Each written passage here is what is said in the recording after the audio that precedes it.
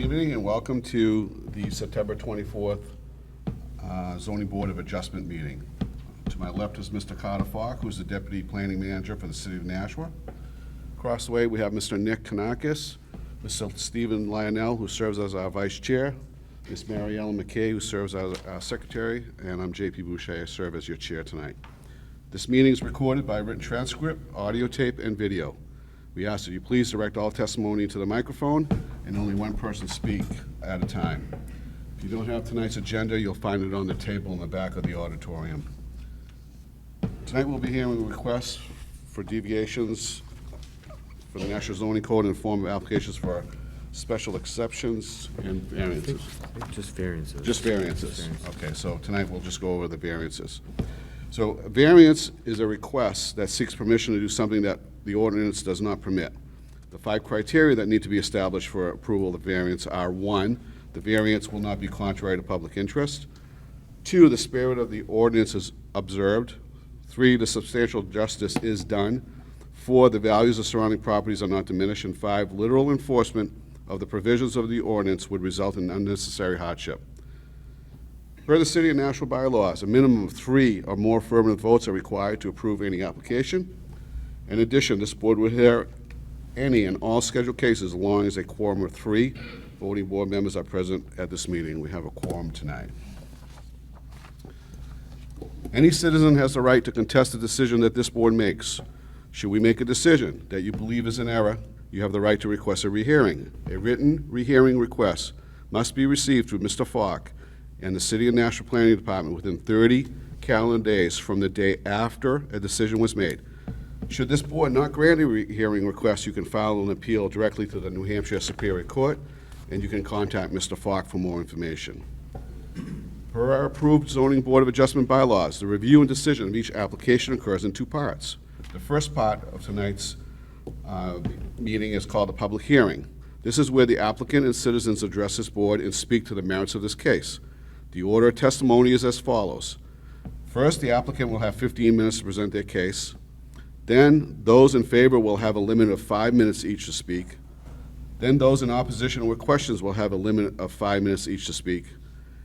Then the applicant has 5 minutes to speak in rebuttal. And then finally, a representative, and only one person of those in opposition or with questions will have 5 minutes to speak in rebuttal. We ask that you please direct all testimony to this board and not to anyone in the audience. If you have any questions about the application, they are to be directed to the board, and we'll get them answered. The second part of tonight's meeting is what we call the public meeting. This is where the board debates the merits of the case amongst ourselves. Please note that during the public meeting, there is no testimony allowed from the audience.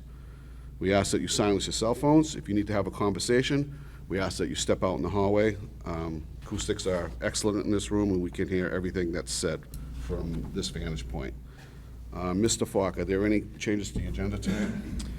No, there are not. Are there any questions from the audience before we get started?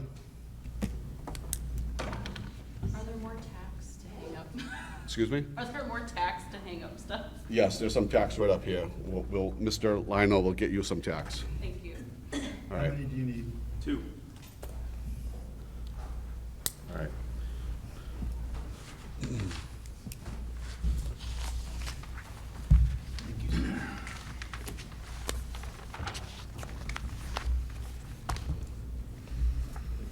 Okay, the first case tonight is the case that we tabled from the September 10th meeting, that we tabled to ask for specific information.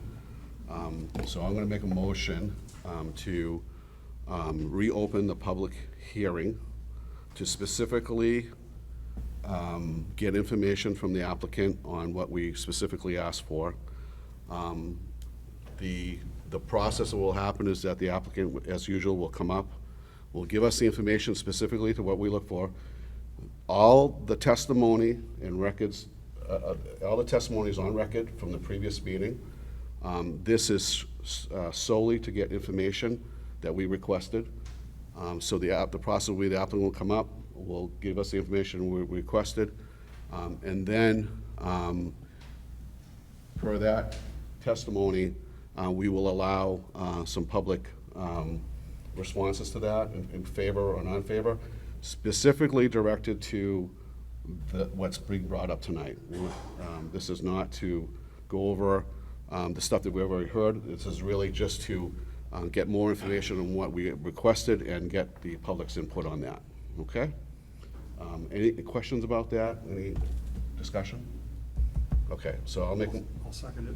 So I'll make a motion to reopen the public hearing for case number 1, which is for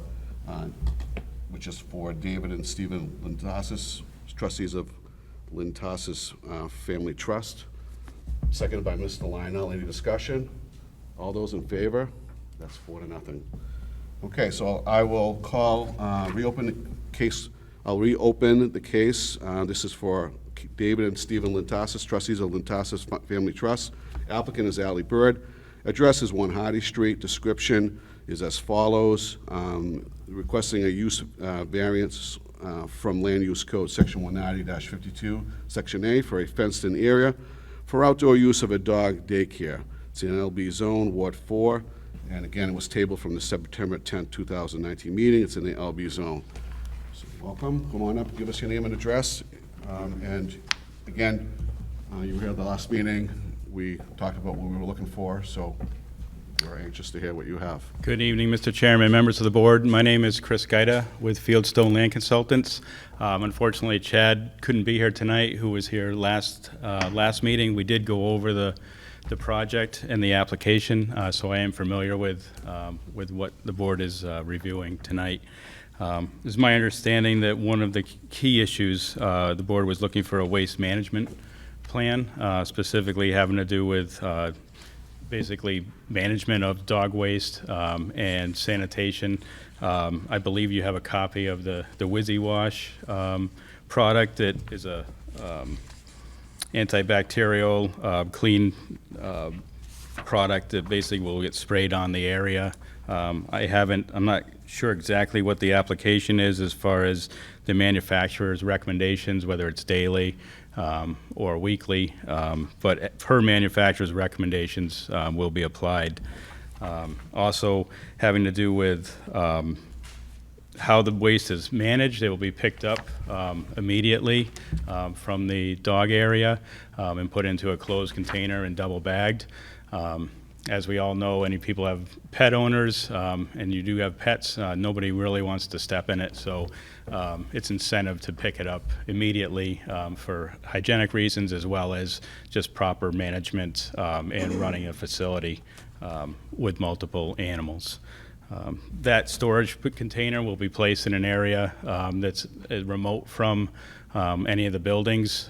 Again, it will be in sealed bags. There's not going to be any odor out of the can, and it will be disposed on a weekly basis in the municipal trash. And I believe the fourth item here is to install an artificial turf in the future. It's a little bit more management friendly as far as you don't have a lot of the dirt material that could transfer on animals' paws and into the home. It also has some drainage capability to it, and as far as cleaning and maintenance, it's a better long-term solution for a higher use area. So I believe all that information is there. I also can add additional information. I'm married to a vet. I have a lot of experience as far as canine behavior and activities. If there's anything specific the board is looking for, or abutters or any concerns, I can address that as well. Any questions? Mr. Lionel. The material that's been submitted talks about removal of the dog feces, which is fine, but also given that the area is going to be natural grass for at least a while until this artificial turf is concerned, dog urine will kill the grass fairly quickly. Is there a plan to deal with that in the short term until this artificial turf is installed? Yes, I mean, typically with the without the Wizzy Wash, I know what most like vet clinics and things do, is you basically spray it down. So you dilute the urine if you have a concentrated area after the animals go out for their daily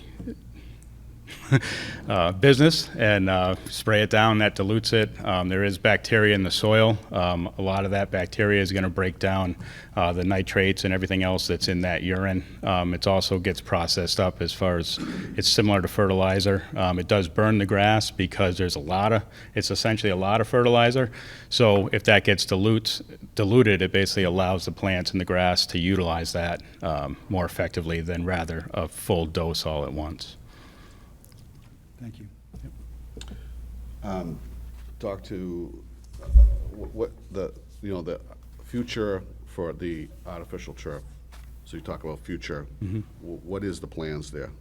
I think some of it is based on the business plan, as far as if the business is doing well and there's a financial capability to install that, then that would basically be done. If that finances are available sooner, it would be sooner rather than later. I'd say within a couple of years, probably. Probably a year or two. Okay. Would the artificial turf be for the whole area, or more of a more limited area?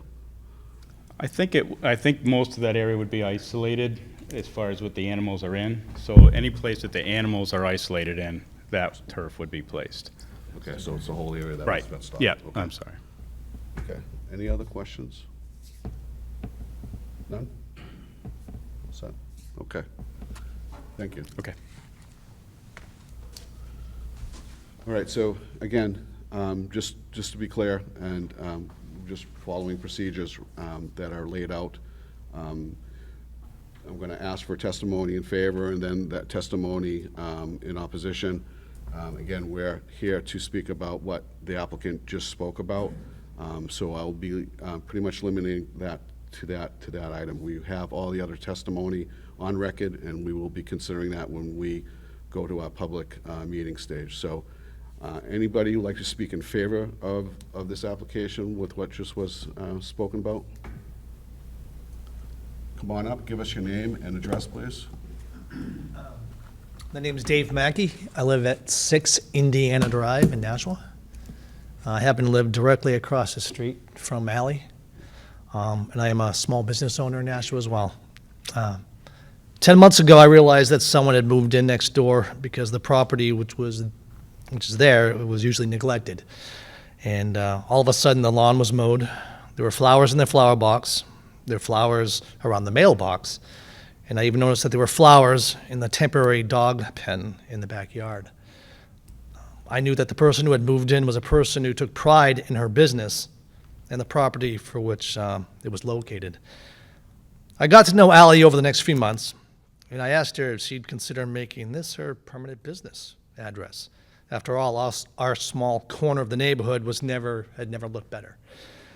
But she said it was too small and not zoned for dogs, so that makes sense. She told me she was looking for a good location that is zoned appropriately. I guess, yeah, that makes sense. As her neighbor for the past 10 months, I can honestly say it was a pleasure knowing her and that I never had an issue with any of her dogs. In fact, I've heard my other neighbor, Rick, over here, I hear his dog more than I've ever heard a dog across the street. And he has one dog named Moose. I've never smelled anything coming from the property, and I've never seen more than one car picking up a dog. And I'm not entirely looking forward to watching that property disappear behind a wall of grass and weeds when she leaves. She was a great neighbor. She will be a great neighbor for someone, and I wish her the best as she moves forward. That's it. Thank you. Any questions? Thank you very much. Anybody else like to speak in favor? Come on up, give us your name and address, please.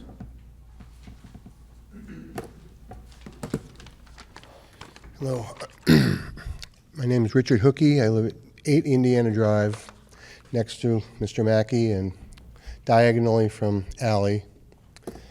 And like him, over time I got to speaking with, I'd be walking my dog Moose, and I'd see her outside and we get this talking, and I found out she was trying to get a dog business going.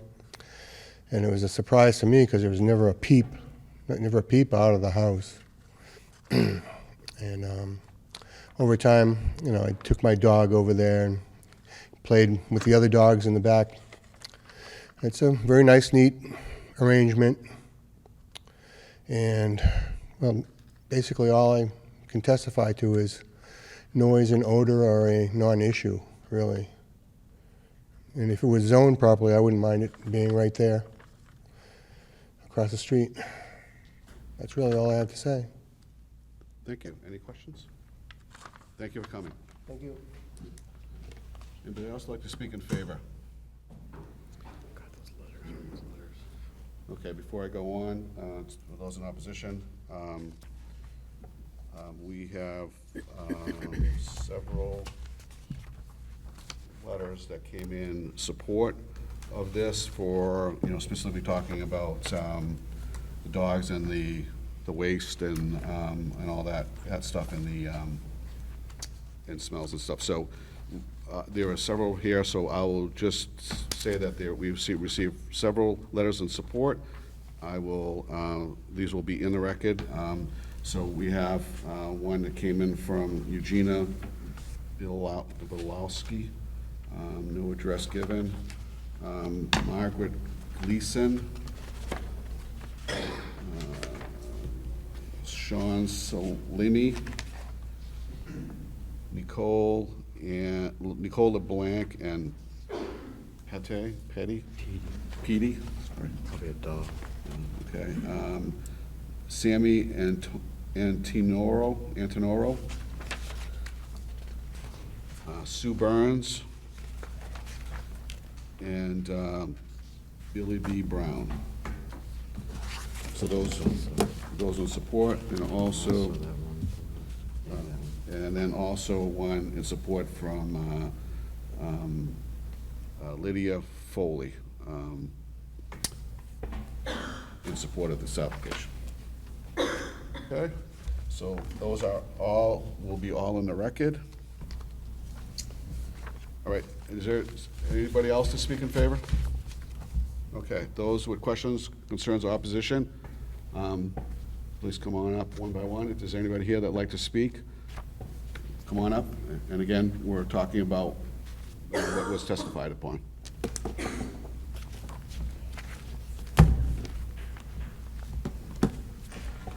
You can pull that mic down. Thank you. How's that? Good evening, members of the Zoning Board. My name is Judy Hogan. I live at 71 Watson Street. My husband Dan and I strongly oppose the location of a doggy daycare business at 1 Hardy Street. I reviewed the minutes of the May 14th, 2019 Zoning Board meeting, wherein this same applicant was denied locating a doggy daycare at 154 Amherst Street. I applaud this board for that denial. It was the right and just decision. I implore this board to apply these same concerns to the residents of Hardy Street, Amherst Street, and Bucher Street, and deny this request as well. The board's concerns, as outlined in the minutes, were as follows. First, the board found that there are plenty of other businesses that could be supported on this piece of property. Second, the board expressed concern with the overall level of activity that the proposed doggy daycare would bring to the neighborhood. Third, the concern was expressed that location of a doggy daycare could devalue and disturb the businesses as well as the homeowners nearby.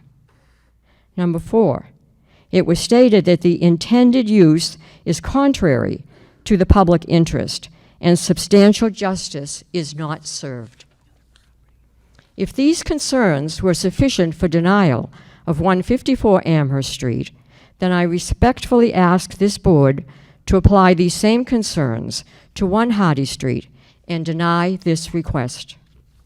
Hopefully this board will agree that the residents of Hardy Street, Amherst Street, and Bucher Street deserve the same consideration for their quality of life and protection of the value of their property. This neighborhood has not been exposed to such loud, disruptive disrupting activity as this facility will create. The noise will be unbearable. Just imagine 15 barking dogs in a fenced-in area next door to your home. This applicant advertises boarding dogs on the weekends.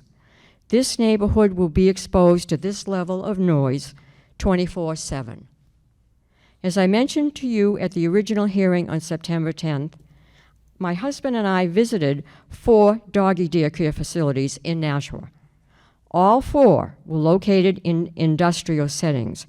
No neighborhoods to disrupt, no sleeping babies to awaken.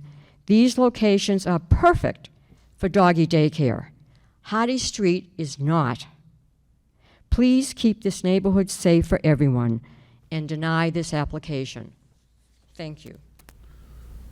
Thank you, ma'am. Any questions? Thank you. Anybody else with questions, concerns, or opposition?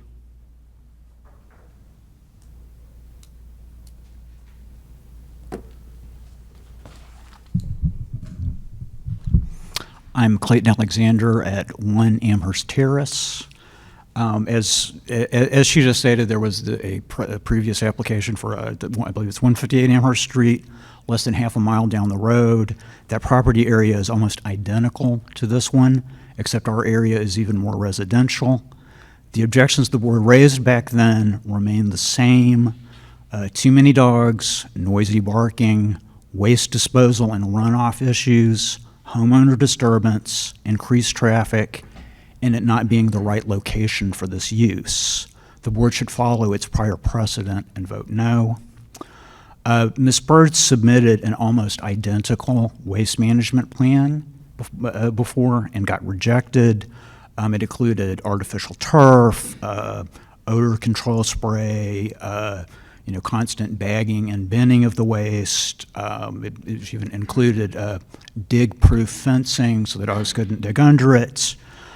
Her new plan is even less effective than that one. Where's the urine and sanitizing wash going to go, especially in the winter? Onto our property. Her previous plan it included soundproof panels and windows in the building.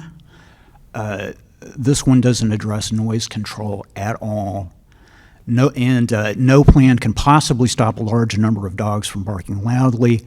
Noisiness is unavoidable in the use of her business. Large amounts of waste requiring constant bagging and sanitation. Sanitation washing is a public health concern. I won't get into the legal issues, but I just want to remark that for this waste management plan to work, with its layout and everything that's being proposed, the area needs to comply with the ordinance 19052. Looking at the area can't work without more variances being granted. Variances aren't being requested for sections C, F, and G. Unless there's a variance, the dog area must comply with the entire ordinance. For this to even be permitted, the applicant must request several additional variances to the point of rendering the ordinance meaningless. How many variances is this board willing to grant? This is a radical change in the use and character of the property, and the variances that are not being addressed by this application are a 20-foot setback from the adjoining property line, 1 Amherst Terrace, 3 Amherst Terrace. The 2 feet on the opposite side of Amherst Terrace immediately behind the fencing are our property line. I don't think that's clear on the map, but it is deeded that way. So, and that's why the street's called a terrace. The area has to be on the same lot as the principal use. The maps in the application are based on the GIS and fail to show that Hardy Street is actually divided into 2 lots according to its deed. The deed is the binding legal description of the property, not the GIS. The house is on 1 lot. The building to board the dogs is on the 2nd lot. This reflects the original use of the property as a family residence on 1 lot and a business on the other. The principal business lot has almost no backyard. The house will be rented and not used as a dog business, so by the ordinance, that lot cannot have an outdoor area. The area must be on an all-weather hard concrete surface. This is a small grass backyard, which is more difficult to clean and snow shovel. And it just, I just, conclude by saying there isn't any unnecessary hardship here. Whether it's fair and reasonable for a dog business to have an outdoor area isn't the question. It's about the location of the area and its negative impact on the neighborhood's character. There's already fair and reasonable use as commercial property without a dog area. Plenty of other businesses can use this location. Ms. Bird can find another more suitable location. Thank you. Any questions for the applicant, for this gentleman? Thank you very much for coming. Appreciate it. Anybody else like to speak with questions, concerns, or opposition?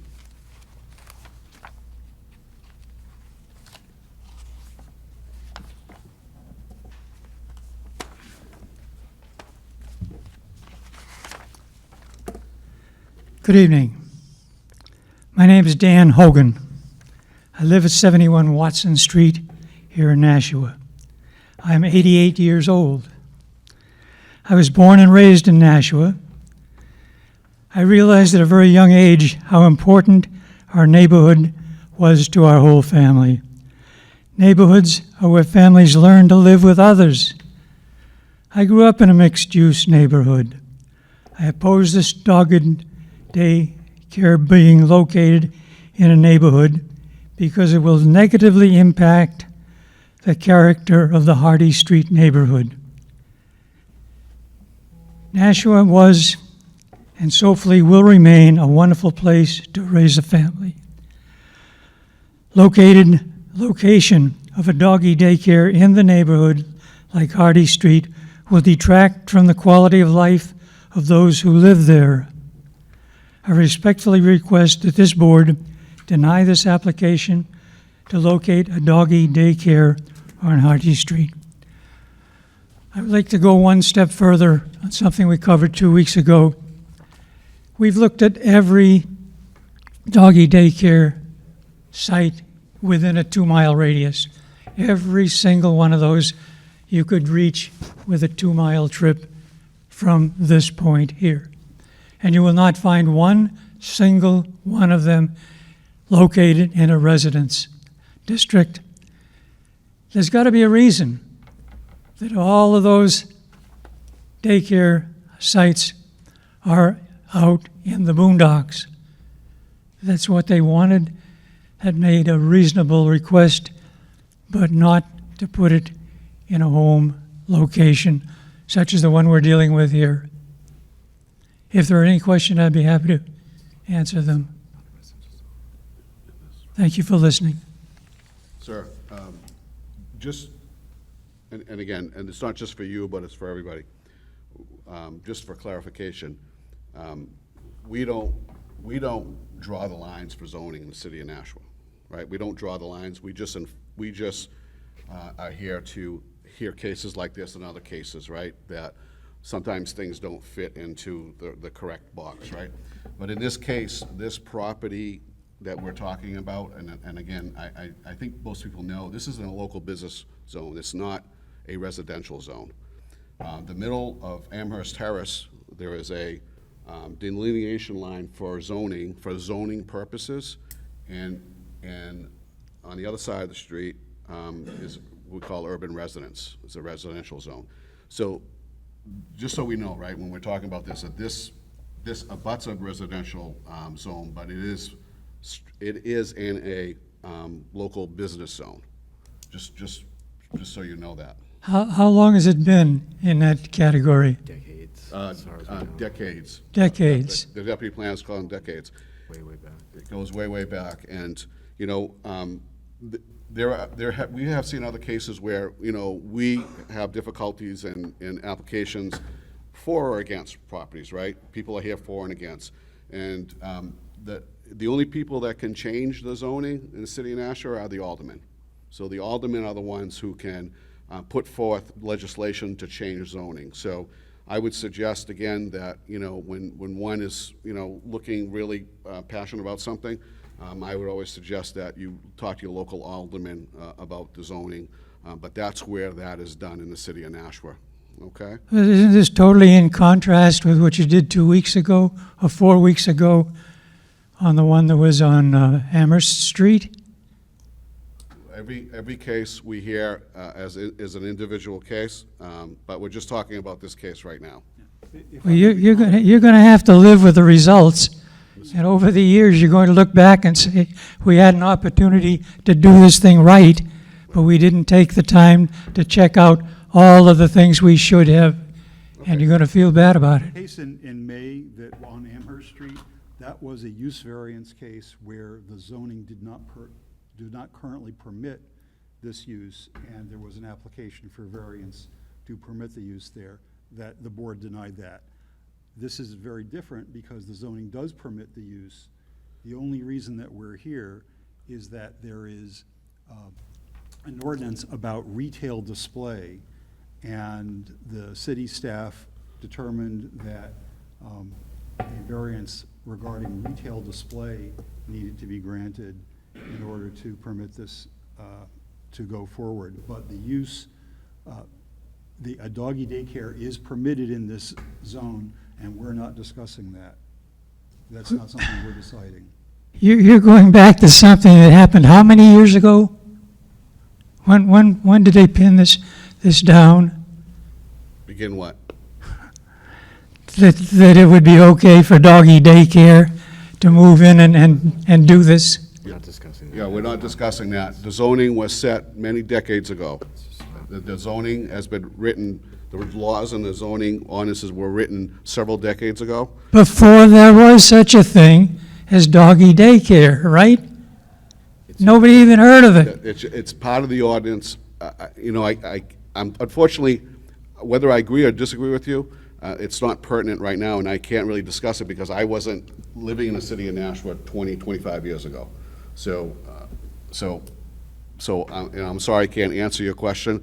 If you have questions for that, I suggest that you can call city staff, the planning department, they can give you the answers for that, okay? I think we're living with an ancient declaration, and we need to change our thought process up to cover what we're living with now, not. Sure, and that's where your alderman, that's where your representative comes into play. And I would suggest that you talk to your alderman. I think that would be their best bet, to talk to about this. Okay? All right, thank you very much. I think Okay. you'll hear from others who are opposed to this. Perhaps they do a better job of explaining it than I could. All right, thank you very much for coming. You're quite welcome. Anybody else like to speak? Questions, concerns, or opposition?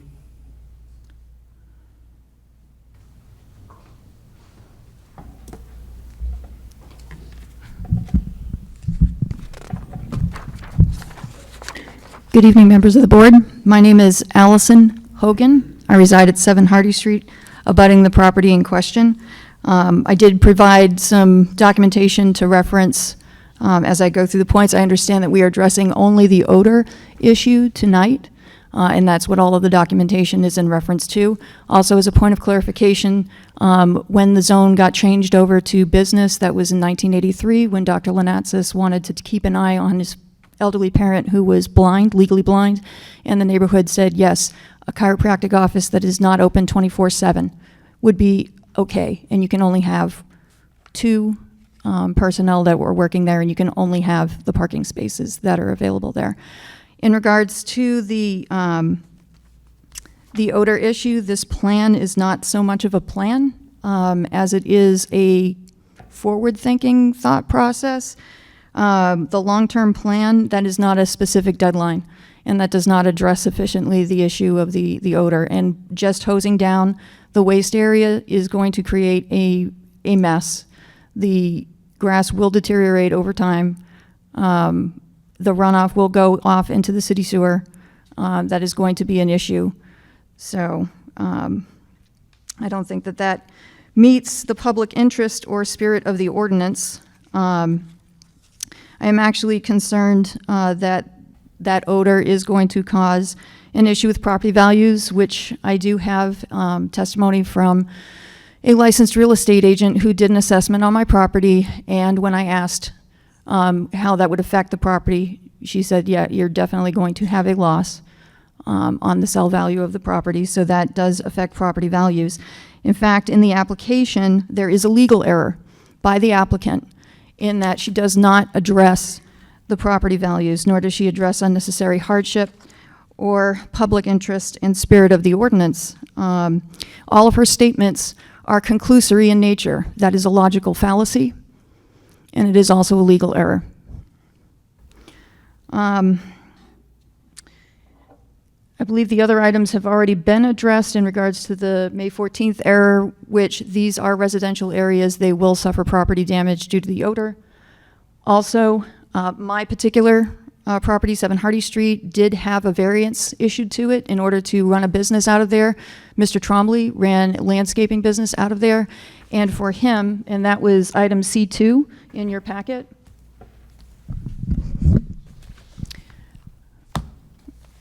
Business shall be conducted in such a manner that the premises, I'm sorry, this is paragraph 7, shall not create any noise, dust, vibration, odor, smoke, glare, electrical interference, fire hazards. But mostly I'm looking at noise and odor.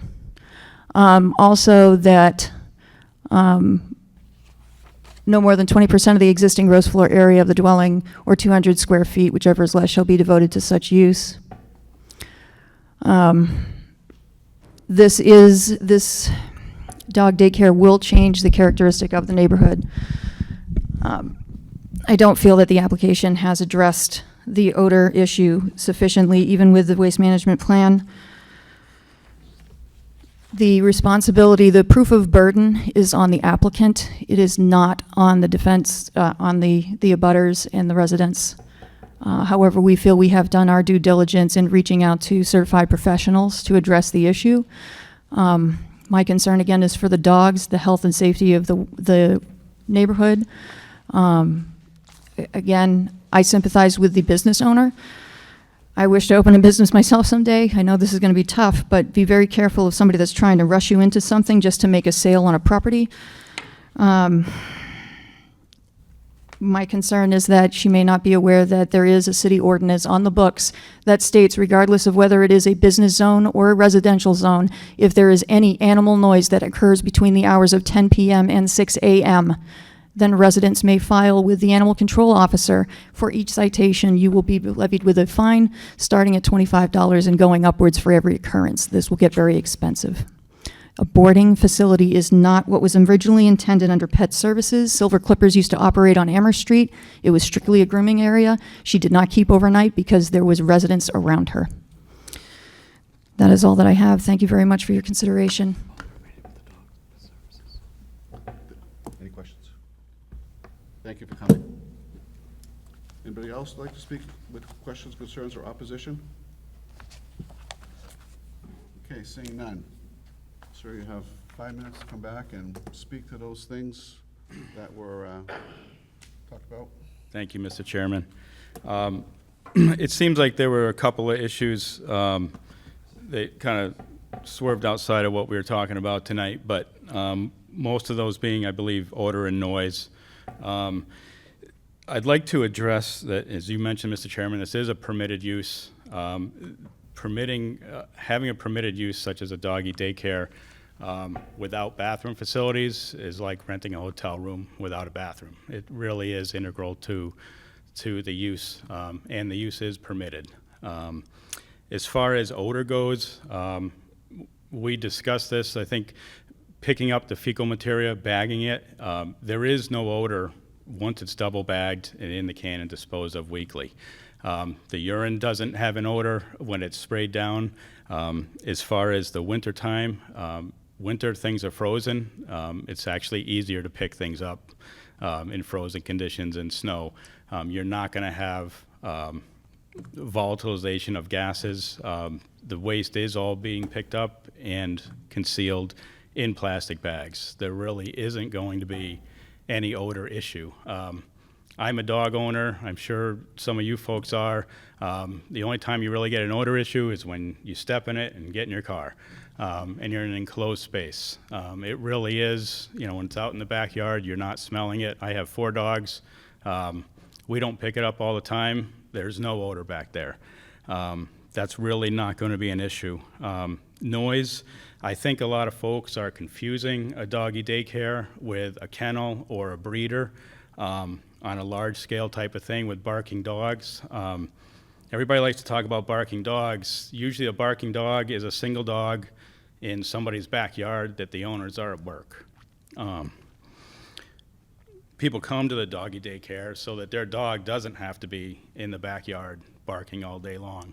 As far as a benefit to the community, I think that a lot of people would agree that is a benefit. Dogs communicate probably 95% non-verbally.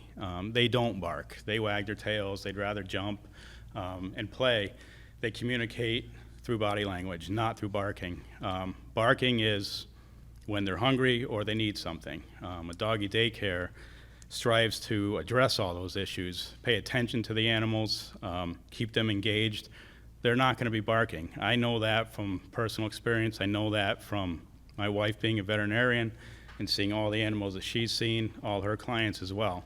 I would really like to see evidence of somebody that lives next to a doggy daycare that's run properly, and I can almost guarantee that you're not going to have that dog barks 24/7.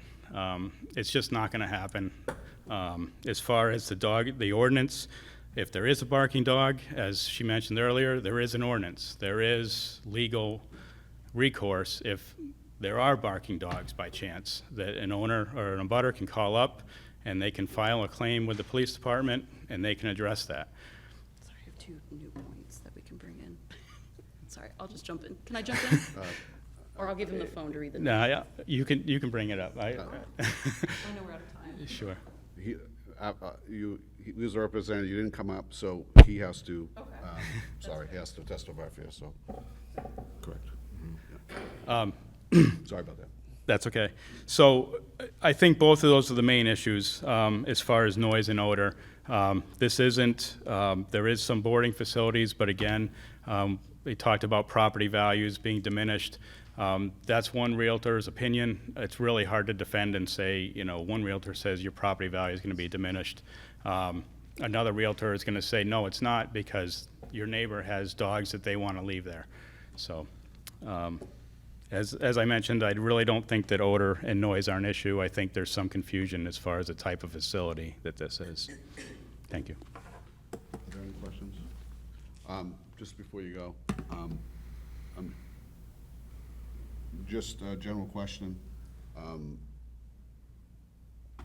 If we were to, again, if the process were to move forward, we go to the planning board stage, okay? Right, because they're gonna have to do a site plan review. Right. At that stage, there may be some other restraints put on, and again, is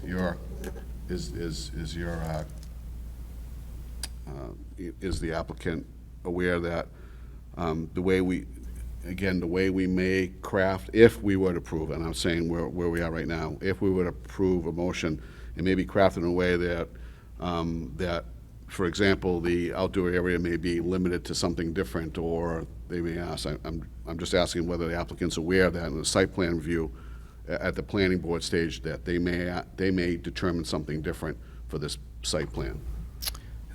I believe that they are. I think within reason, limitations or restrictions that still allow the use, and reason I believe would be. I'm just wanting to see if they were aware of that. Sure. Sometimes, let's say this was 10,000 square foot you were looking for, and you got the planning board, and I'm not talking about size right now, I'm just talking in general, that they would say, no, 5,000 square feet is what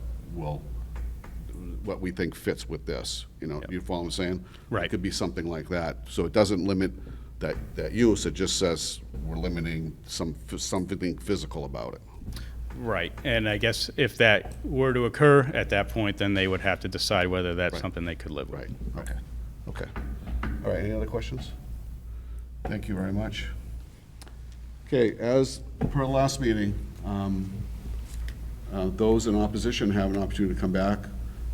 But again, there can only be one person that speaks for the group. If you want to take a few minutes, or if you're all set to go. Good? Okay. So you'll have 5 minutes.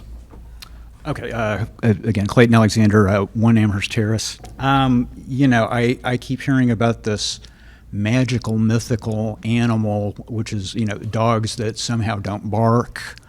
You know, I guess I'd like to know where to buy one, because, you know, my dog will be out on the street tomorrow. You know, it's just, you know, I mean, literally the nature of the beast here, that there's going to be animal noise and waste issues. And, you know, I mean, this just simply isn't the right location for this type of business. If this was, it was, you know, a business that was like the other surrounding businesses, you wouldn't have a bunch of angry neighbors here protesting against it. And yet, you know, I'll say, you know, I don't think this I just think the application and the plan are inadequate. They don't adequately address the problems. The ordinance that they're filing this under is just not adequate to regulate an outdoor dog area. There is not enough material similarity between dogs and an outdoor merchandise display. So, you know, I mean, I think we're kind of flying by the seat of our pants trying to figure out how to regulate, how this would be regulated, how this would be set up, because there's no guidance in the ordinance. And, you know, as I was saying, I mean, you know, the plan is for the layout of an outdoor area that, you know, it seems to me would require several more variances in order to be laid out the way that she's asking for. Now, I mean, this may be, I'm not sure if this is an issue for the planning board to address, you know, and definitely, you know, you know, I think there's serious legal questions here, and, you know, that's obviously the job of the courts to answer, and not you guys. So, but you know, I think this whole thing is on shaky ground. There is, you know, there's a lot to challenge this on, and you know, once you set, you know, if you reverse your other precedent that you set at 158 Amherst Street, and set this new precedent, you know, I mean, it's yeah, you know, it becomes very difficult to reverse that. You know, who knows how much, you know, I'm still unclear about the nature of her business. You know, is it you know, first it was grooming, then it's daycare, then it's boarding. So she says that she wants to open a shelter, which is a separate zoning code from animal pet services. So you know, I just think there are some very serious questions and problems here. The application and the waste management plan do not adequately address that. And you know, and also I'll also say, you know, I work from home. My home office is directly across from where this would be, and you know, these dogs are going to be interrupting my ability to do my job and conduct my business. Like I say, if this was any other type of business, I would be absolutely fine with it. So like I say, it's just not the right location. There's plenty of other businesses that can go there, and there's plenty of other suitable locations that can be found for this. So, sir, and property values are a concern as well. So just a question or kind of a scenario.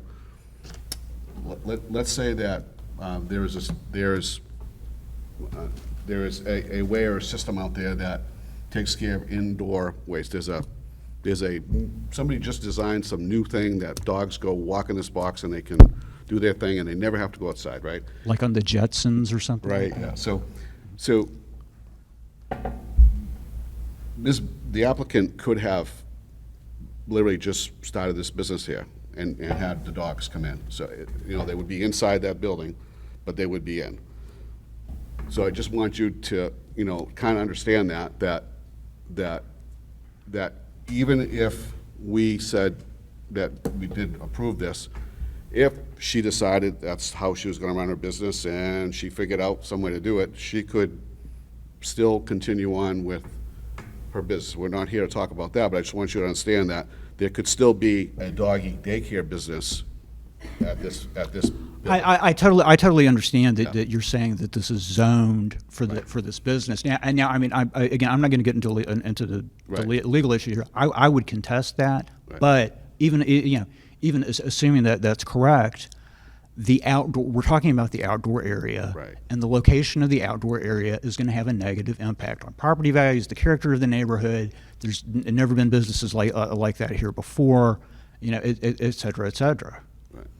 So I'm not disputing that at all. Yes, a dog daycare business, it is fair and reasonable to have an outdoor area for that. But the question is the location of that outdoor area, and this is not an appropriate location for it. The location as far as where this property is, not the location on the property. I would say, it shouldn't be on the property, period. But then I would say, well, if it is going to be on the property, it needs to comply with the ordinance, and it simply does not. There are, at least three other sections of that ordinance. You don't get to pick and choose which ones you get to obey. So there are three other sections that make it physically impossible to put this outdoor area there. Okay. Thank you very much for coming. All right, with that, I will close the public hearing and open the public meeting.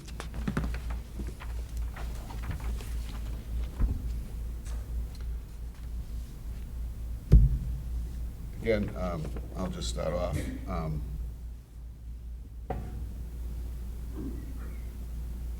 This is a tough one because, again, we're looking at this need that needs to be met for this business. I really I just really don't know right this minute. I think that that there is credible testimony arguments on both sides. I'm just looking at this and trying to figure out whether or not this can this actually work, having an area outside and, and does this plan, is this plan feasible in the way it's laid out? So the waste management plan, the complete location of what we're looking to use for the outside area. And I don't know if the whole of it is good, or if there is something, some other compromise to be made there. So I guess I'm just talking out loud. I'm just kind of in the middle right now. I just don't really know where to go on this one. Mr. Lionel. As you say, this is quite difficult, but I mean, what's weird here is that the only reason that we're talking about this at all is that it was decided by city staff that the existence of the fenced-in area for the dogs constituted a retail display, which is not permitted in, except by variance.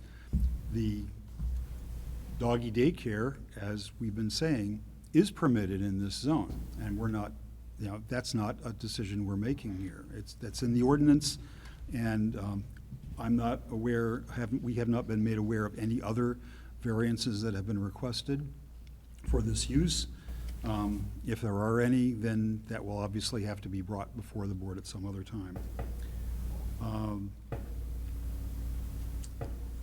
Given that this request is essentially a proxy for, do we allow this business to exist in this location?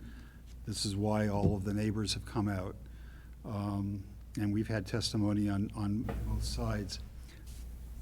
But last time I was, I was sort of on the no side.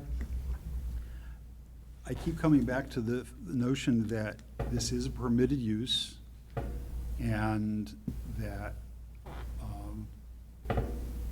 a lot of the objections are, today, a lot of the objections seem to be more on the theoretical side or what if? And yeah, it's hard. I mean, I know I'm not a dog owner myself, but my next door neighbors have 2 dogs, and they don't bark. They're pit bulls, beautifully trained. They're outside a lot. The neighbors take care of them very well. They don't bark. I have a neighbor across the street with a dog in a fenced backyard, barks all the time. What can you do? But I've been coming to the realization, or the idea that a properly cared for dog isn't going to be barking a lot. We have a waste management plan that seems appropriate. My main reservation about this site is that the yard area is quite small, at least to my mind. But in terms of a doggy daycare in a residential area, just a few months ago, we approved one out on West Hollis Street. And I'm pretty sure that was in a residential zone, and we actually had to create a use variance for It was it. LB, same zoning as this. The same, oh, it's the same zone? Okay, so there was some other, but we approved that one. And their yard area isn't an awful lot bigger than this one was. I wasn't at the meeting in May when we discussed the one on Amherst Street, but that needed a use variance because that wasn't a permitted use in that zone. That's a completely different story. There's no precedent going on here. It's not a case of, well, we said one thing then and one thing now, because we're being asked to decide something entirely different and much more limited in scope. So, and I've been going back and forth, listening to the neighbors, reading the various testimony, looking into various things, reading all of the stuff that's been given to us. At this point, I'm going to be in favor of the application. Thank you. Ms. Mackay, are you all set, Mr. Lyon? I'm done. Ms. Mackay? I'm sitting here and I, like Mr. Lionel, say, okay, this is permitted. This is something that absolutely acceptable. It's okay to do. However, what if I had a table that was okay to have, but it only had 3 legs and I needed the 4th to make it stand equally? That's what this seems like. It's in an area that abuts a residential area, but it is not zoned residentially.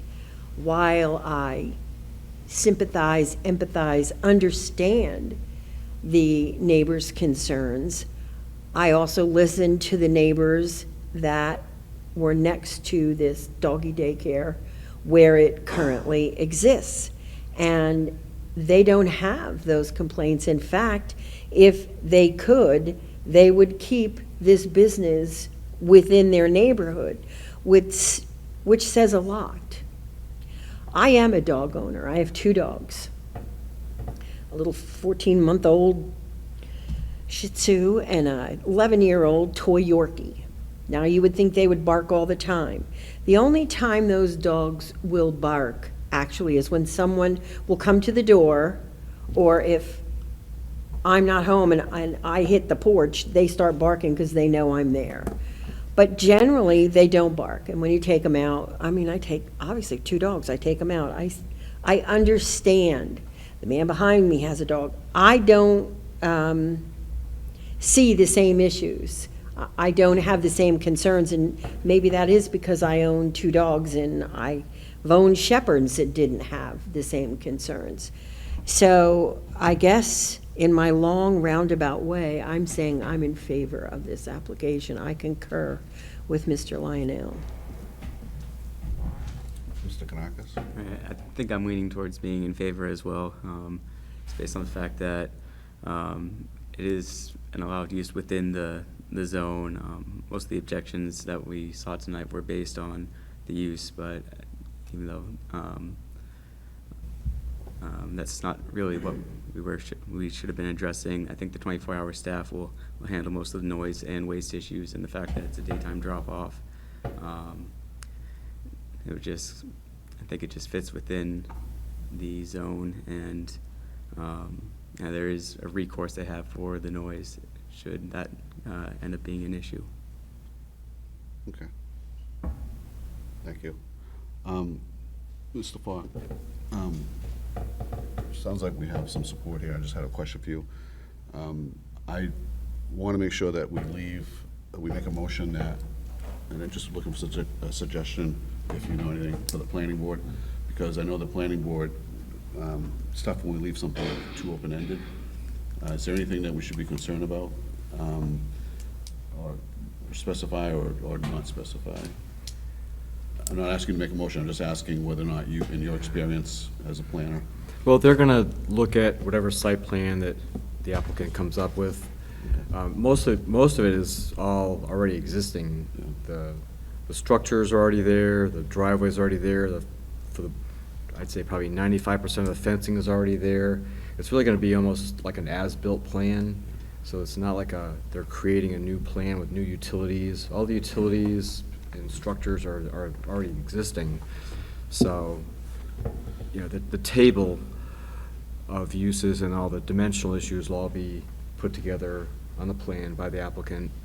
And they're just gonna have to identify the outdoor area as that they received a variance for this outdoor area for the dogs to go.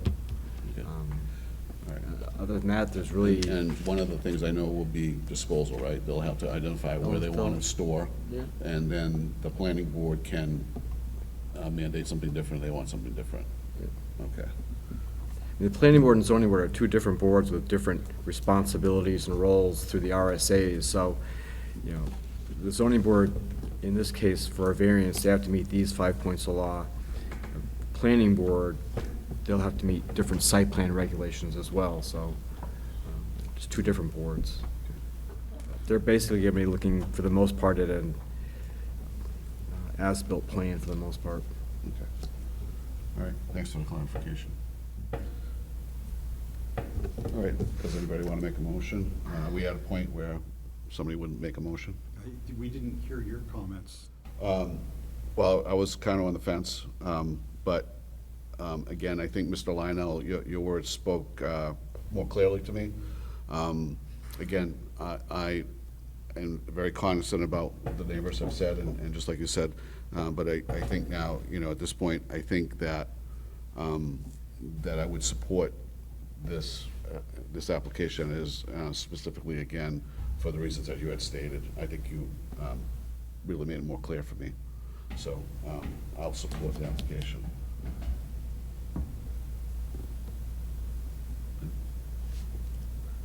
So is anybody going to make a motion on the application? Feel free.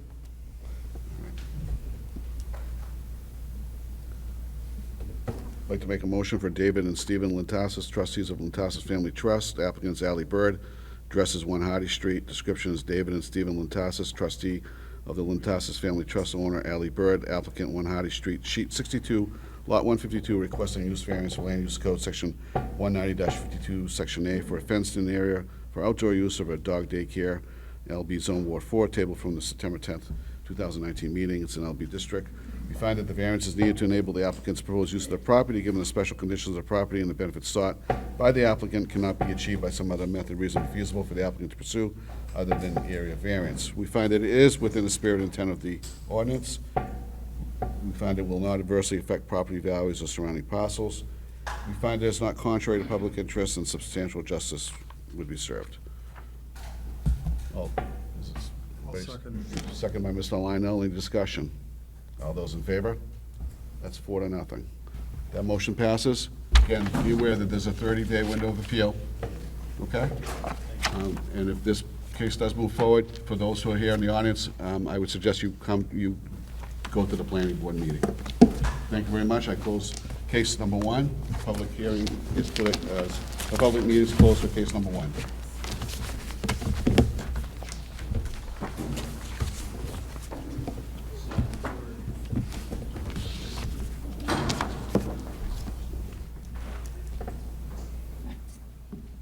we'll ask that.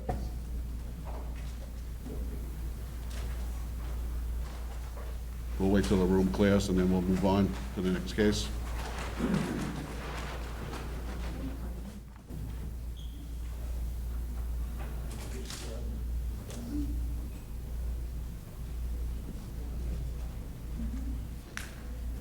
Okay.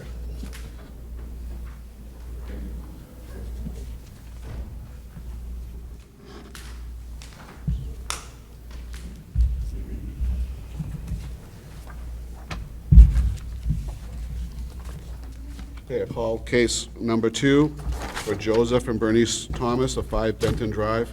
Description is Joseph and Bernice Thomas, owners of 5 Benton Drive. Sheet 56, lot 49, requesting variance from Land Use Code, section 19-16, table 16-3, to encroach 3.9 feet into the 10-foot required right side yard setback to construct an attached 12 by 22 garage addition, CRA District. Is anybody here to present that case? Come on up, give us your name and address, please.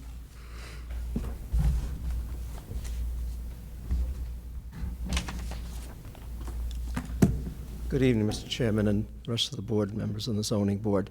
My name is Joseph Thomas, and my wife Bernice Thomas and I own 5 Benton Drive. Our application is for a 3.9-foot encroachment on the 10-foot side setback. And what we want to do, we want to expand our single-car garage to be a 2-car garage. And that's the reason why we need the 3.9-foot encroachment. We had the property surveyed last month by Meridian Land Surveyors. So we have it properly staked off, and we're able to measure. And actually, we asked Meridian to do both the plot plan as is, which is part of our application, but also we asked them to do the proposed expansion of the garage. So both of those are in your package.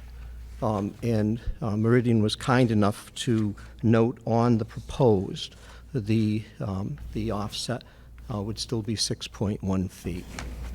When they did do the surveying, what happened, there's about a 5 to 6 inch area where it wasn't clear where the property line might actually be. So they had suggested, and we agreed with them, that we took the more conservative positioning for the staking that was done. So the worst case is the 3.9-foot encroachment. Also, what's in your package is a pictorial.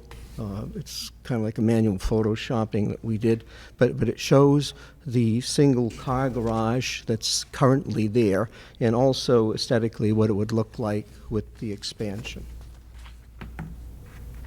We do feel the requested variance will not be contrary to the neighborhood.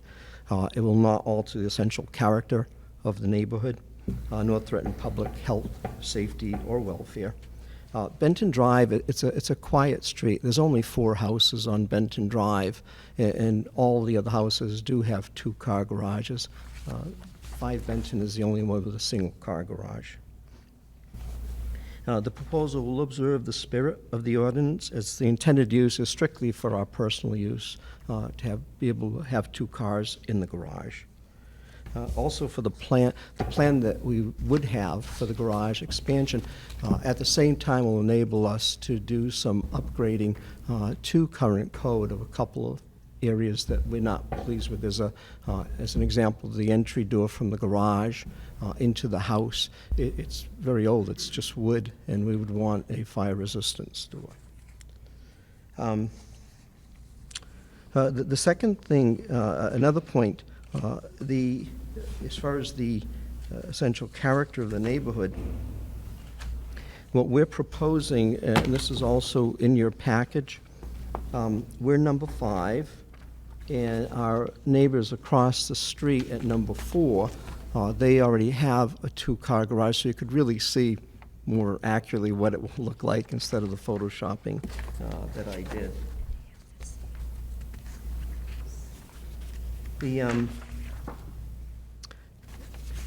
We are requesting the variance that would allow both cars to be parked in the garage as the other houses on the street are able to. Certainly, the expansion will be within, in accordance with other building codes and safety codes, and as I mentioned, would also upgrade the existing conditions. The proposed garage expansion certainly won't diminish the value of the surrounding properties. They already have two-car garages. If anything, ours is a little bit less, with only one-car garage. So I think we'll make them all pretty much even keel. And that also is in this picture. You can see it. We took pictures of all 4 houses, and it does show the two-car garages.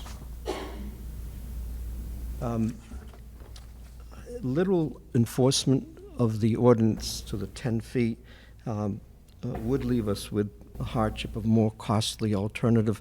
And things that we thought about, what else we could do, we do think could alter certainly the character of that lot and possibly of the neighborhood.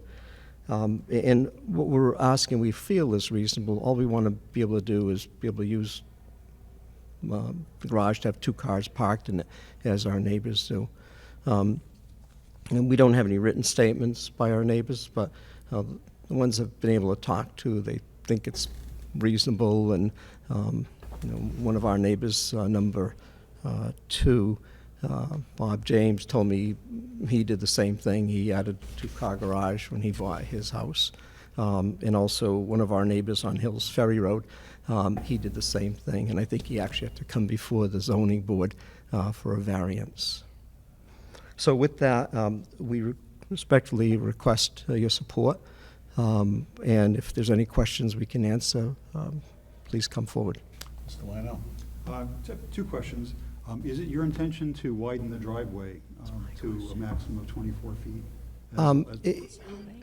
It's pretty wide right now, sir. There's, it's blacktopped for what goes up to the single car garage that's there, but there's already a parking area on the right side that's stoned, and so what we're going to do is pave the whole thing, and she's got plans for shrubs and things like that to spiff it up. It's really, you are allowed up to 24 feet, which is a typical 2-car driveway. Yes, sir. I was just curious. And my second question is, are you keeping that shed that's going to be behind the new garage extension? Yes, that's the plan, because it's going to be about 3.5 feet, 4 feet between the back of the garage and the shed, yes. Thank you.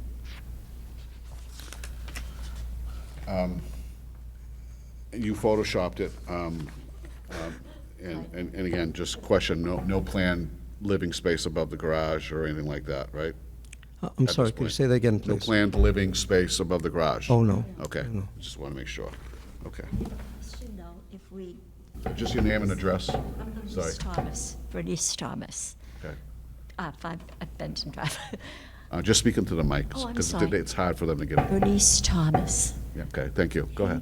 My question is, if we were to do that, because, I don't know, maybe we'll want another bathroom up there, say, how do we go about that? Do this, again, come to you and You would and come get to that? the Okay. community development, right? Well, it depends. If you're going to build space up above it, Yeah, we don't have that would plans, still be in the but- setback, so you would still have to come before this Okay. board. Oh, Yeah. we'd still maintain the setback, though. Oh. You're I'm talking about I was just talking about maybe if we wanted to add a little room over the garage.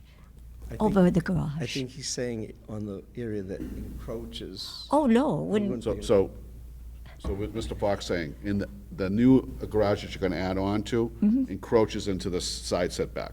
If you were just gonna put in a room above the garage that exists, as long as it doesn't encroach into that setback, oh, no. then it wouldn't be a problem. But would if you were be too gonna put a big. room over both garages, one big room, then it would encroach.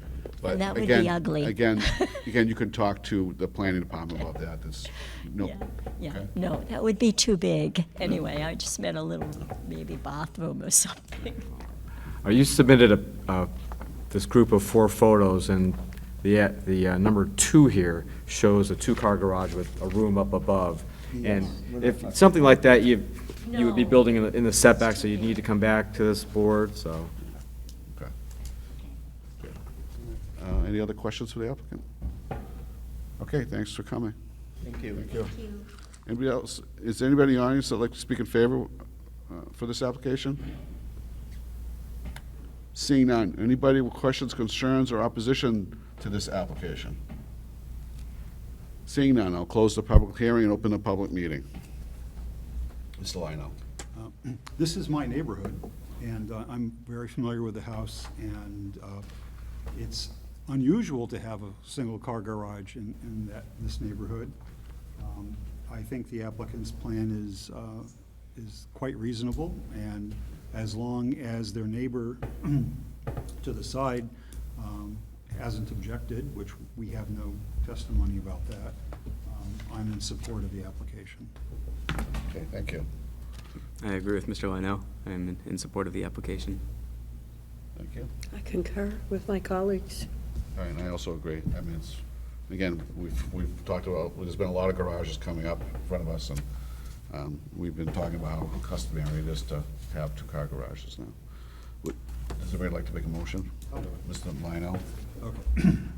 I'd like to make a motion on behalf of the owners, Joseph and Bernice Thomas, address is 5 Benton Drive, sheet 56, lot 49, requesting variance from Land Use Code Section 190-16, Table 16-3 to encroach 3.9 feet into the 10-foot required side yard setback to construct an attached 12-foot by 22-foot garage addition. This is in the RA zone. We find that the variance is needed to enable the applicant's proposed use of the property, given the special conditions of the property, the closeness of the existing garage to the property line, and the benefits sought by the applicant cannot be achieved by some other method reasonably feasible for the applicant to pursue other than this variance. We believe that this is within the spirit and intent of the ordinance. We don't find that it will adversely affect the property values of surrounding parcels. The board believes it is not contrary to the public interest and that substantial justice would be served. Therefore, I make a motion to approve this variance. Does anybody want to second that? Mr. Kanakis seconds the motion. Any discussion? All those in favor? It's 4-0. Congratulations. Your application's approved. Have a good night. With that, I'll close the public meeting for case number 2. We're going to take a 2-minute break or a 5-minute break real quick. We'll be right back.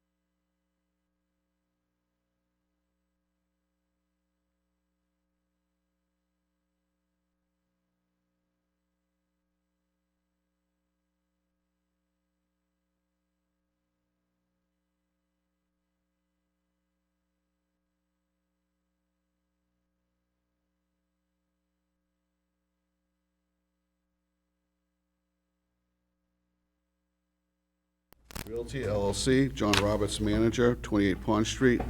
Description is 28 Pond Street, Realty LLC owner, John R. Roberts, manager, applicant, 28 Pond Street, sheet 18, lot 74. Requesting a use variance from Land Use Code, section 190-15, table 15-1, number 6, to convert an existing office building into a two-family residential building. It's in the D3 MU district. Welcome. Give your name and address. Hi, my name is John Roberts. I live in Wellesley, Massachusetts, 400 Worcester Street. I am the owner and manager of 28 Pond Street LLC here in Nashua. And just a little background there, 28 Pond Street LLC and 300 Main Street LLC were all part of the original acquisition in 2001 of the old Semino and Globe Plaza. And we bought that and redeveloped it. And this property at the back, we put in a different LLC to keep it out of the mortgage for the shopping center, so that's why it's a different name. I used this building as my office when I first took over the shopping center. And about 4 years ago, I moved into a part of the shopping center behind Dollar Tree with an entrance next to Workout World's rear entrance, if people know that part of the area there. And so this building has been really vacant and used for storage for the last 4 years. It's not a real viable office building. It looks like a house. It's got 4 rooms on each level, like a raised ranch type building. There are 4 about 12 by 12 offices or rooms, plus a half bath on each floor. So we looked at the potential reuse of this as residential, and it only works as a duplex. Looking at the zoning, and in this area, it's used to be a general business zone, and in the downtown D3 used to be an overlay. It captured this whole block between Otterson and Pond and Harbor Avenue as part of it, because it's kind of an extension of the shopping center there. And the only residential use that I saw that couldn't be done was a duplex. It could be a single family, it could be a multifamily, but it couldn't be a duplex. So I talked to Carter about that, and so we came in for this variance to use this as a duplex, as that's the only residential use that could be there. Next door neighbor is the National School of Gymnastics. We also own the lot that this is part of that goes all the way out to the corner of Harbor Avenue and Bond Street there. The adjoining property on Harbor Avenue, 67 Harbor Avenue, is a duplex in the same zone. There are plenty in the neighborhood. There are a lot of residential on the other side of Harbor Avenue, but on our side of Harbor Avenue, there's a mix of commercial and residential properties. As I say, we own the property across the street, which is the parking lot behind Workout World, and also the entrance to the service areas for the shopping center in the back. There's really no other use for this. We looked at, could we turn it into medical offices, but it just isn't set up for that sort of thing. It'd be hard to meet all the requirements for accessibility, for instance, because it is 2 levels. And it's too small to put an elevator in or ramps or anything like that. So we felt that residential was probably the only reasonable use for the building. And that's why we came in for this use variance. Okay. Any questions for the applicant? No? No, not at all? No? Okay, the application was pretty straightforward. It does look like a duplex. I always thought it was a house years ago, and I never thought of anything different. I just thought it was, that's what I thought it was. Then I noticed it was empty, a couple of years ago, but I always thought people were living there. So, all right. Okay, thank you. Anybody else in the audience like to speak in favor of the application? Seeing none. Anybody with questions, concerns, or opposition? Seeing none, I'll close the public hearing and open the public meeting. Like I said, I always thought, I'd gone to Workout World years ago, and I always looked at this property. I used to see the people come into the business next door, but I always thought that was a duplex. Like I thought somebody was living there. I don't have really any issues with this application. I think it would be a good use. I think we need housing in the city of Nashville. I think it would fit in. I don't really see any issues with this this here at all, so. Mr. Lino? I don't have any issues with it. When I drove by it, because I was unfamiliar with this property, and it seems like this oasis of all this commercial stuff around it. But other than that, as you say, the building looks like a duplex residential house, so, you know, I can't see any reason to object to this. There's certainly no parking issue there. No. I agree as well. I think it's a reasonable use. There's other duplexes in the area, and I walk by there fairly often. This looks like a residential house. I agree. I thought it was a home, too. I did, so I have no concerns with this or no objection. Does anybody want to make a motion? Go ahead. Yeah, make a motion on behalf of 28 Pond Street Realty LLC and John Roberts. Applicant seeking a variance from Land Use Code Section 190-15, Table 15-1, to convert an existing office building into a two-family residential building. The board finds that the variance is needed to enable the applicant's proposed use of the property, given the special conditions of the property. The variance is within the spirit and intent of the ordinance. The variance will not adversely affect the property values of surrounding parcels, will not be contrary to public interest, and substantial justice will be done by granting the variance. So I move to grant the variance request. Seconded by Ms. Mackay. Any discussion? All those in favor? That's 4-0. Congratulations, sir. All right. With that, I'll close the public meeting for case number 3 and open the public hearing for case number 4. Case number 4 is for Ellen P. Wozniak? Wozniak Revocable Trust, Paul and Laura Wozniak, 61 McKean Street. They're requesting, they're requesting a variance from Land Use Code Section 190-44, Section 8, to exceed maximum fence height of 6 feet permitted, 7 feet requested for a 56-foot section on the right side yard property line, and for a 10-foot section, 110-foot section on the left side yard property line. It's in the RB district. Welcome. Good evening. My name is Paul Wozniak. I live at 61 McKean Street. I'm here for a variance for a 7-foot fence. On the 56-foot part of it, it sits more in the backyard where the only people that can see it really is us and my other neighbor, which he's already agreed that he loves it because we're paying for it. And on the other side, it's 110, which runs from the sidewalk, but it's gonna go up to 7 feet, so there won't be a blockage of being able to see down the like the left road side. or anything. And then as it goes up and it levels out, the neighbor there, her house blocks that fence from anybody else, and then it only shows maybe 15 feet, and then her garage is there. And basically what we want it for is because when you walk out our slider door, it's elevated, our deck. So we can kind of, you can't see in the window, but it's just the idea that, you know, privacy issue. So, and we talked to her, and she's loving it too, because she won't she won't have us looking down into her window, and she won't be looking up onto us as our deck. So essentially, both of our neighbors have said this is great, and it won't change the landscape of the neighborhood or anything, or the surrounding area. And it's gonna be installed by Gate City, and it's gonna be a Concord fence. So it's a beautiful fence. And like I say, no one's saying that we shouldn't do it, so I'd like to have it put up for the privacy issue. Okay. Any questions for the applicant, Mr. Lionel? Just a curious one.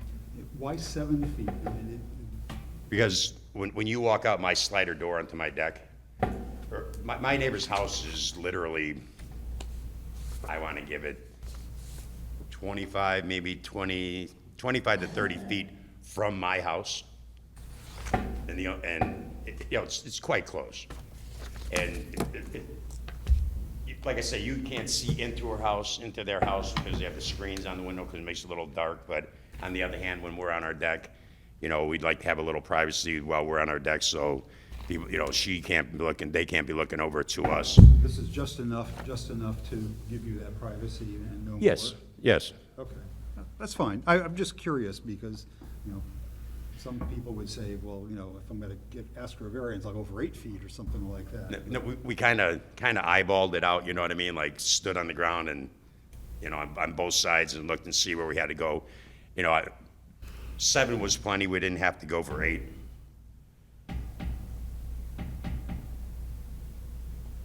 Okay, thank you. 6-foot fence now, that 1 foot gives us. Just give your name and address, just so that they have it for the record. Pull that down. Hi, I'm Laura Wozniak at 61 McKean Street, and we currently have a 6-foot fence. It's a very old fence, and that's why we want to replace it in the first place. And that 1 extra foot just gives the privacy to our neighbor and to us. Thank you. Okay, Thank you. Any other questions for the applicant? Okay, thank you very much for coming. Thank you. Anybody else in the audience would like to speak in favor of the application? Seeing none, anybody with questions, concerns, or opposition to the application? Seeing none, I'll close the public hearing, open the public meeting. I'm good with it, neighbors are good with it. Nobody's here to dispute that. So I think if it's a win-win for both neighbors, I'm okay with it. Yeah, that they went just high enough to provide the privacy they need and no more is to me a good thing. Yes. I agree as well. Doesn't seem like it's gonna pose any safety issue for traffic being able to see, and it's not so high that it's a spike fence, so everything seems pretty okay with this. Yeah, I think they were conscientious. They weren't greedy, going for the extra foot. They just took what they needed. I'm good with this. Okay, anybody want to make a motion? I'll do it. Mr. Lionel, thank you. Sharing the duties tonight, okay. I'd like to make a motion on behalf of L&P Wozniak Revocable Trust. Applicant is Paul and Laura Wozniak, address 61 McKean Street. Sheet 21, lot 81, requesting variance from Land Use Code Section 190-44, paragraph A, to exceed maximum fence height, 6 feet permitted, 7 feet requested, for a 56-foot section on the right side yard property line and for a 110-foot section on the left side yard property line. This is in the RB district. The board finds that the variance is needed to enable the applicant's proposed use of the property, given the special conditions of the property, the sight lines between this property and that of the neighbors, and the benefits sought by the applicant cannot be achieved by some other method reasonably feasible for the applicant to pursue other than the variance. We believe this is within the spirit and intent of the ordinance. It will not adversely affect the property values of surrounding parcels. In fact, we believe it will. We believe that it might actually improve the property values. It's not contrary to the public interest, and substantial justice will be served. Therefore, I make a motion to approve the variance. Ms. McKay seconds the motion. Any discussion? Seeing none, all in favor? 4-0. Congratulations, your application's been approved. All right. With that, I'll close the public meeting for case number 4 and open the public hearing for case number 5. I'd like to open the public hearing for case number 5. The owner is Dolan Family Revocable Trust, 3 Pilgrim Circle. The description is Dolan Family Revocable Trust, owner, 3 Pilgrim Circle, Sheet I, Lot 63, requesting a variance from Land Use Code Section 190-16, Table 16-3, to encroach an additional 2 feet into the 40-foot required rear yard setback. 28 feet permitted from the variance approved on 2/4 of 2012, 27 feet existing, 25 feet proposed, to convert an existing deck into a 3-season porch. It's in the R30 district. Welcome, sir. Thank you. Hello, everyone. I'm Matt Dolan, 3 Pilgrim Circle. And yes, I'm here to request a rear property setback variance from the existing 27 feet to a 25-foot. And that's to enclose, I have an existing deck back there, would like to enclose it. It's a little on the short side, so would like to, that additional feet would make it a little bit more practical if we were to make an investment to go ahead and close the deck. I chatted with the president of our homeowners association. I guess they received the notification that we were applying for the variance. They seemed fine. They didn't have any issue with that at all. I think it would you know, it would add to the value of the home. We would have the, you know, the architecture would all match on the you know, with the house, so I think it would keep the spirit of the neighborhood. It's a relatively, well, it's a somewhat private backyard. The neighbors on the far side, there's trees and bushes and whatnot, so I don't think that it would be any issue to them. As far as I know, I chatted with some neighbors, but nobody that I knew had any issue with it. So I'm requesting a variance. Okay. Any questions to the applicant? Seeing none, thank you very much. Pretty straightforward. Thank you. Great, thank you. All right, so I will note that there's nobody in the audience, if you can have a seat. There is nobody in the audience, so there is nobody here to speak in favor or opposition. So I will, at this point, close the public hearing. You're all set. Okay. You can sit down. Thank you. I'll close the public hearing and open the public meeting. I'm okay with this. I think, again, it was a previous variance. The extra foot, you will not know the difference from looking at the property. If you happen to see what's going on back there, you will see an enclosed, but you would just think it was just enclosing what was there before. And again, as the applicant states, I mean, it's pretty, his neighbors in the back are pretty far off. I don't think this is going to be any intrusion on anybody, so I don't see any reason not to approve the application, so I'm in favor of it. I concur with everything you said, and I also am in favor. I agree as well. Also, All right, does anybody want to make a motion? I'll do it. Okay, good practice. So I'd like to make a motion on behalf of the Dolan Family Irrevocable Trust. The address is 3 Pilgrim Circle. Sheet I, Lot 63, requesting a variance from Land Use Code, Section 190-16, Table 16-3, to encroach an additional 2 feet into the 40-foot required rear setback, 28 feet permitted, from variance approved on 2/14/12, 27 feet existing, 25 feet proposed, to convert existing deck into a 3-season porch. The board finds that the variance is needed to enable the applicant's proposed use of the property, given the special conditions of the property, and the benefits sought by the application cannot be achieved by some other method reasonably feasible for the applicant to pursue other than the variance. The application is within the spirit and intent of the ordinance. It will not adversely affect the property values of surrounding parcels. It is not contrary to public interest, and substantial justice will be done by granting the variance. Seconded by Mr. Lionel. Is there any discussion? Seeing none, all in favor of the application? That's 4-0. Congratulations, sir. The application's been approved. Thank you. All right. You just come in for your building permits. So you just apply for the permit, and it's, so the variance is Already granted. There is that, as the chairman said, there is a 30-day appeal period. But highly unlikely. Highly unlikely. Nobody was here to contest it, but you never know. But, you know, if you were to submit plans that the building department would approve, we would sign off on it. Excellent. Great. You're all set. Okay, terrific. All right, thank you very much. All right, Thank you. With that, I'll Good night. close the public hearing for meeting for case number 5. We had some meeting No, minutes. there was some minutes that were sent that weren't complete. It was about 10 pages. They're actually about 22 pages, so I think I did send an email You to did. disregard them. Yeah, they were sent out in error, so just disregard those. So no minutes? No. Yeah, so we'll do minutes next week for this one. So Okay? those were just. All right. Regional impact, we have the next agenda for, what is the date? It's gonna be? October 8th. There's 3 here. I don't see anything, that's regional impact. Does anybody else see anything? No?